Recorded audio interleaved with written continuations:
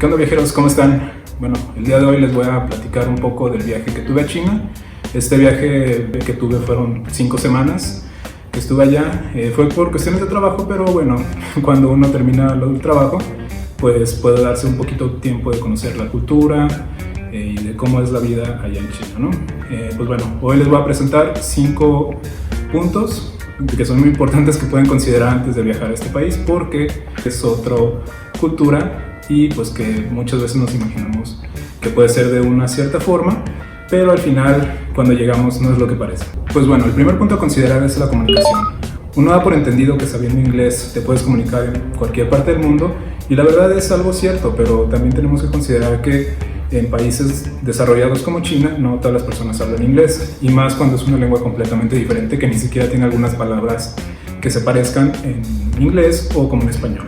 De hecho, una de las experiencias que les puedo contar fue cuando tuve mi vuelo de conexión en Beijing. Venía de Shanghai ya retrasado, y cuando llegué a Beijing, desgraciadamente ya se había perdido el otro vuelo que salía a Dalian, a la ciudad que fui. Entonces, lo más curioso fue de que cuando bajé del avión, quise comunicarme con las personas que estaban trabajando en el aeropuerto, que donde es más común que la gente hable inglés. Pero incluso lo chistoso es de que ellos tampoco hablaban inglés. Era muy difícil, a pesar de que estábamos en Beijing, la capital, donde es más usual que las personas extranjeras lleguen ahí hablando inglés. De hecho, otra pasajera que venía en el mismo vuelo, que tenía aproximadamente 25 años, me ayudó a comunicarme con los del aeropuerto para preguntar dónde estaba la maleta. Una vez que ya recuperé mi maleta, tuve que ir a la ventanilla de la aerolínea para que me pudieran ayudar en reagendar el vuelo, o que me dijeran qué podría hacer para que ellos me pudieran ayudar, ¿no? De hecho, me dieron varias opciones. Una de ellas fue quedarme en el hotel de ellos en el aeropuerto, pero desgraciadamente necesitaba estar al otro día por cuestiones de trabajo en la oficina. Así que esa opción no era viable porque necesitaba estar en Dalian al siguiente día, y estamos hablando que eran aproximadamente las 10 de la noche en el tiempo de Beijing. Una vez que ya tenía el nuevo boleto de avión, de hecho necesitaba ir a buscar dónde era la puerta de abordar. Y eso es interesante porque también cuando documenté la maleta no me supieron explicar en dónde podía tomar el otro vuelo o dónde estaba la puerta. Pero afortunadamente una familia que también iba a Dalian me ayudaron a encontrar la puerta. De hecho, ese es otro de los puntos en base del punto de la comunicación, que es muy importante el lenguaje de señas. Porque cuando no hablan tu idioma ni hablan inglés y tú no hablas su idioma, pues no queda otra más que comunicarse en lenguaje de señas, como de puerta, boleto, avión. Incluso aplicaciones como Google Translate es algo difícil de utilizar allá debido a que necesitas una VPN. Esto porque hay muchas restricciones en aplicaciones que no son hechas en China. Y bueno, esta experiencia en el aeropuerto me llevó al punto número 2, que es el choque cultural y generacional. Generacional porque allá es muy marcado que los adultos mayores son un poco más reservados al momento de hablar con personas extranjeras, a comparación de las personas un poco más jóvenes o incluso adultos con familia que son un poco más jóvenes. Y bueno, por el choque cultural, allá todo el mundo nota que eres extranjero. ¿Por qué? Porque todo el mundo es diferente a ti. O bueno, más bien tú eres diferente a ellos. De hecho, como punto chistoso, si lo quieren ver de cierta forma, es de que incluso te piden fotografías como si fueras alguien famoso solamente porque eres diferente.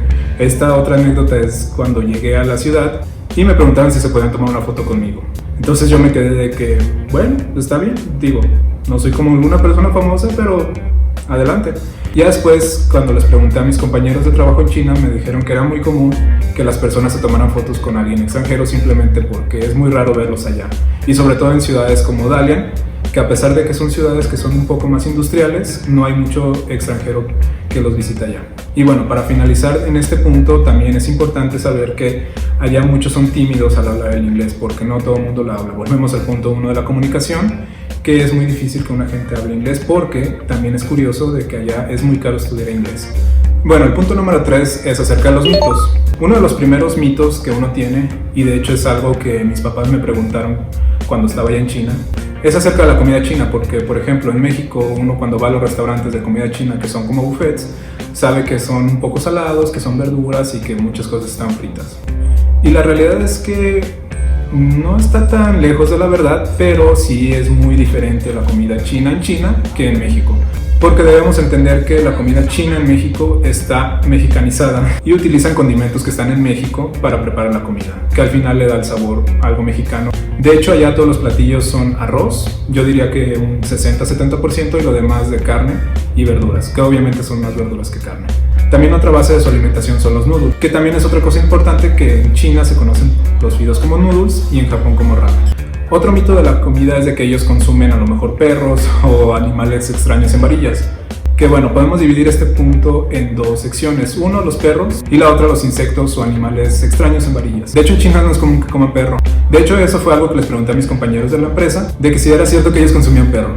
Y de hecho ellos me comentan que pues es algo que está en las regiones de por fuera, ¿no? Por ejemplo, yo soy de Guadalajara y si lo comparamos con la comida que hay aquí, como extraña, que sean los chapulines que se venden en Tonalá o en Tlaquepaque, pues también es algo raro que les van a preguntar que si es común en todo México, ¿no? Pero pues es lo mismo en China con los perros, solamente en ciertas regiones, y no son los perros que uno tiene como mascotas, son algo parecido a los perros salvajes. Eso es algo muy importante que enfatizaron mucho. Y bueno, acerca de la comida en palillos o en tiras, y sobre todo la comida extraña que te encuentras en las calles, es una parte cierta, no todo, pero sí una parte cierta. Por ejemplo, allá hay muchos callejones donde te venden comida en la noche. Aquí en México lo equivalente sería como las ferias o los tianguis donde venden comida.